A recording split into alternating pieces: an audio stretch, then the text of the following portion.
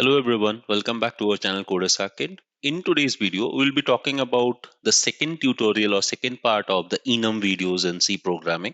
And here we'll be talking about how to set custom values to our enums. Okay. In the last one, we showed you how to create a simple enum and work with that. In this one, I will show you how to customize our enums and put our own custom values into that. Okay. So thank you for watching all our videos. If you are new to the channel, please hit the bell icon and subscribe. Thank you. And let's get started. As I said, today's topic will be enum with custom values. Okay, let me go to the IDE. Okay, here you can see guys, this was the first part of the tutorial where we learned about how to create an enum called color. Yes, and by default, as I said, they point to the decimal or integer data type. So we had 0, 1 and 2. Okay, so after that I showed you we use the enum keyword, then you call the enum with the name and then you give a variable type. And then you can assign green, blue or red. Fine. So this was the first example. Guys, if you did not watch this, I will give you the link in the description. You can go and watch that video. And after that, you can come and follow this video. Okay. So here, as I said, I will show you how to use enums with custom values. So for that, what I will do is I will go to this file that I've created already. Here, I will create an enum and say months. Here, I will just say Jan, Feb, March, April, May.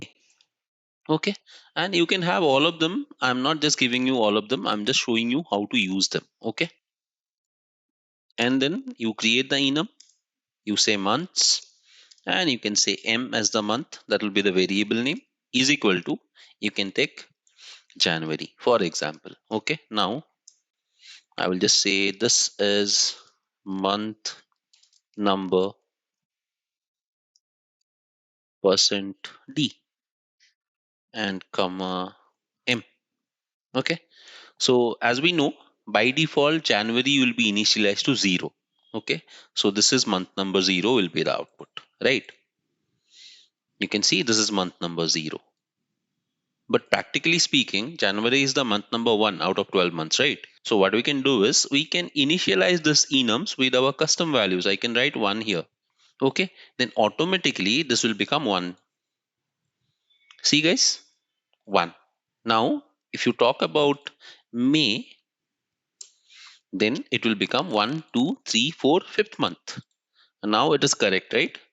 I hope you understood this. So this is how you can customize the values in the enum. Now, if you want to start from 100, that is also possible. Then obviously this will become 104. You can see 100, 1, 2, 3 and 4.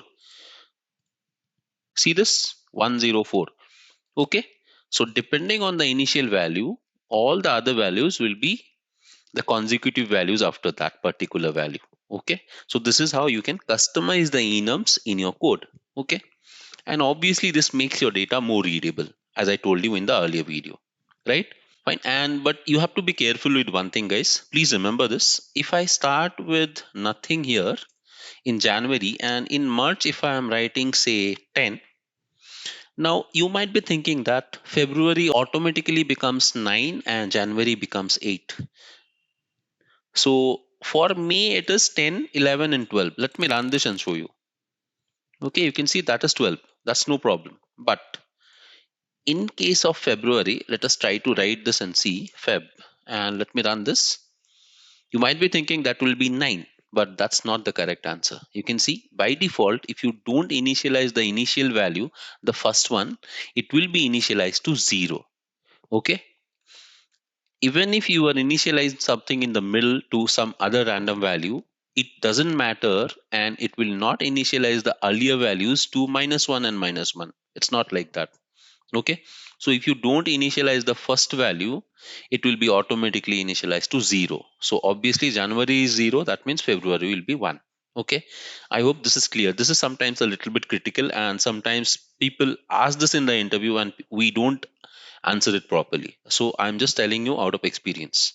Okay, please remember that. And similarly, you can customize and create more enums like this. I want you guys to create some enums of your own and try to play around with the values. Okay, And if you have any doubts, you can get back to us in the comment section. I will be very happy to clarify them. Okay.